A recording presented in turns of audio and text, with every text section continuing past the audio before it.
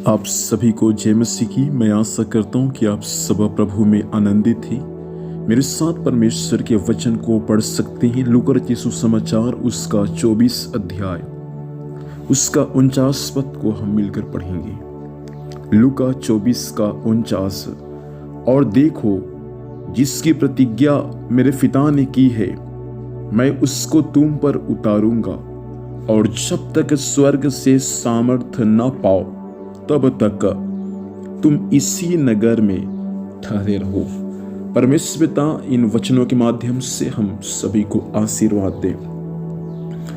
एक पासवान जो प्रभु की सेवा करता है, यदि उनको सेवकाई में आशीषित होना है, यदि उनको सेवा में आगे बढ़ना है, तो परमेश्वर का वचन ये सिखाता है कि उनके जीवन में पवित्र आत्मा की सामर्थ्य होना बहुत जरूरी है। जब उनके जीवन में पवित्र आत्मा का सामर्थ्य होगा तो उनका सेवकाई आशीषमय रहेगा।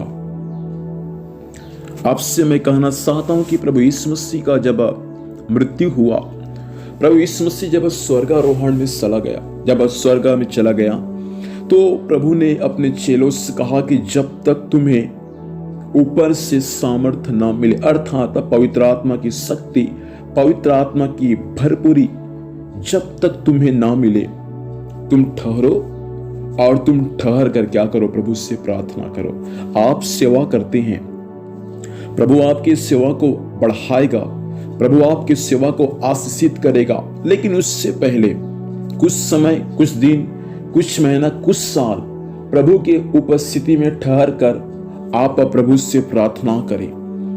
कई लोग बाइबल कॉलेज पढ़ते हैं, उसके बाद सेवा करते हैं। फ्री बाइबल कॉलेज पढ़ना जरूरी है, प्रभु की शिक्षा को पाना आवश्यक है, लेकिन उसके बाद कुछ समय हमको प्रभु के साथ प्रार्थना में भी बिताना आवश्यक है। जितने भी महान परमेश्वर के भक्त लोग जो सेवा करके प्रभु में सो चुके, उनके बारे में आप यदि पढ़ेंगे तो यही बातें आपको मालूम चलेगा कि उनका सेवकाई का रहस्यमय, उनका जो सेवकाई का जो आशीषित बात है, वे उनके जीवन का प्रार्थना का जीवन था।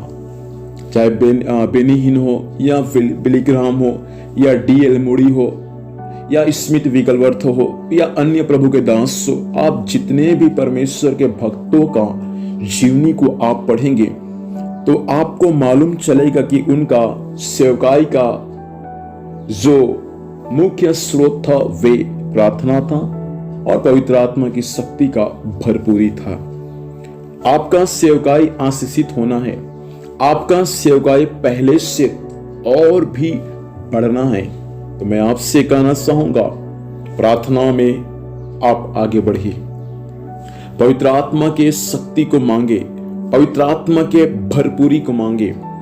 वो परमेश्वर आपको अपनी आत्मा की भरपूरी से मामूर करेगा। आपको मालूम है, सब प्रेरितों काम 1 अध्याय और 2 अध्याय में सब परमेश्वर के लोग पवित्र आत्मा का अभिषेक के लिए प्रार्थना किए, उनको पवित्र आत्मा का अभिषेक मिला, और अभिषेक मिलने के बाद 120 लोगों की संख्या कुछ समय के पश्चात 3000 में बदल गया, और वे 3000 कुछ समय के पश्चात 5000 में बदल गया, और उसके बाद उनका गिनती करना मुश्किल हो गया।